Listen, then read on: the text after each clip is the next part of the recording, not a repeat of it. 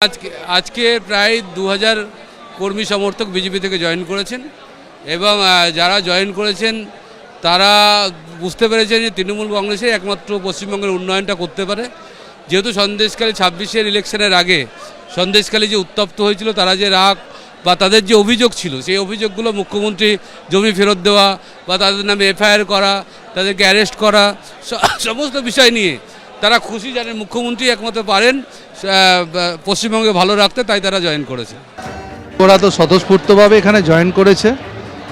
আর সবথেকে যেটা আজকের মাঠে উপস্থিত থেকেই বুঝতে পেরেছেন, কিছুদিন আগে একটা বিরোধীরা সভা করেছিল, আজকে তো কাউকে এত বলতে হয়নি, স্বতঃস্ফূর্ত 24 ঘন্টার নোটিশে একটা স্বতঃস্ফূর্ত মিটিং হয়ে গেল। প্রায় লোকে বলছে 30,000 মানুষ এখানে হয়েছে। আর এখনও ভিড়, পুরো রাস্তার ওপর প্রচুর লোক এখনও আছে। তা সেটাই মনে করে যে মমতা ব্যানার্জি বাংলায়, তার বিকল্প কিছু নেই।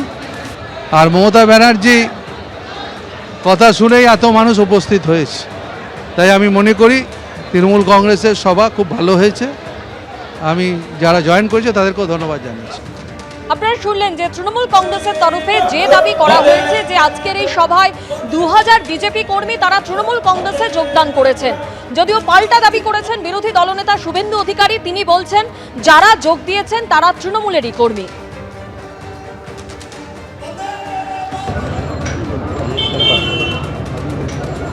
ওই মহিলাটির নাম সুদেশনা, ওর স্বামী ওখানে মুরগি মাংসের ওই মুরগি কেটে বিক্রি করে, সরকারি জায়গায় দোকান, সে তৃণমূল করে, তাকে বিজেপি সাজিয়ে পতাকা ধরিয়েছে।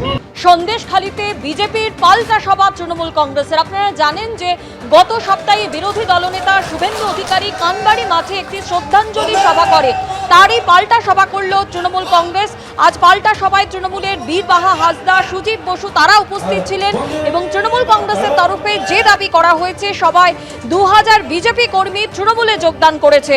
যদিও শুভেন্দু অধিকারী এই নিয়ে বলেছেন যে যারা যোগ দিয়েছেন তারা তৃণমূলেরই কর্মী।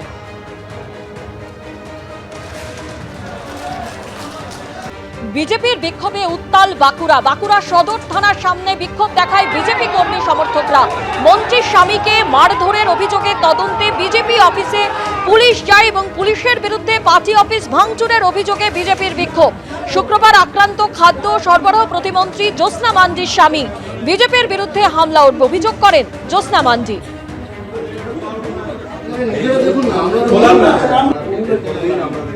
কালকে ঘটনাটা সবাই কি হচ্ছে আমরা জানি, পুলিশের লাঠিতে জ্যোৎস্না মন্দির হাসপাতালে আহত হয়েছে, তা সত্ত্বেও বিজেপি কর্মীদের নামে আমরা কেস করি। আপনার সাসপেন্ড রকমের মানে মেরুদণ্ড বিক্রি করে দেয়া। আমি জানি না যে আইসি বা যে অফিসার যার নির্দেশে বিজেপির পার্টি অফিসের তালা ভেঙে ঢুকেছে পুলিশ, তিনি মাসে মাসে তৃণমূল কংগ্রেসের কাছ থেকে কতখানি করে চাকর বৃত্তি পান। এই চাকরের কাজ করার জন্য, পদলেহন করার জন্য এসপি মাসে মাসে কত লাখ টাকা করে নেয়, সেইটা আমাদের জানার ইচ্ছে আছে এবং আমরা এর শেষ পর্যন্ত যাব। আমরা যতদূর আইনি ব্যবস্থা নিতে যা যা করা হয় অলরেডি আমরা এই বিষয়ে লোয়ার কোর্ট এবং হায়ার কোর্ট, লোয়ার কোর্টে আমি বলেছি নর্মালি এফআইআর নেবে না, আমাদের স্থানীয় নেতৃত্ব, আমাদের জেলা সভাপতি, ওখানকার বিধায়ক, তাদের সবাইকে নির্দেশ দেওয়া হয়েছে থানায় গিয়ে এফআইআর করতে, না নিলে কোর্টে গিয়ে এফআইআর করতে। পুলিশের মতো কাজ করছে, আইনের পথে চলবে। পুলিশ যখন কোনো অপরাধীকে ধরতে যাবে কি ঢাকঢোল পিটিয়ে যাবে? যদি সৎসাহস থাকে তো পুলিশ প্রশাসনকে সহযোগিতা করুক। আর সুকান্ত মজুমদার বলছেন যে পুলিশকে কান ধরে উঠবোস করাবো। কদিন আগে দেখলাম যে পুলিশের দিকে জুতো ছুঁড়ে চটি ছুঁড়ে মারছে। তো এটা ওদের কালচার, এদের নিয়ে কিছু বলার নেই। পুলিশকে সহযোগিতা করুক, পুলিশের মতো কাজ করবে।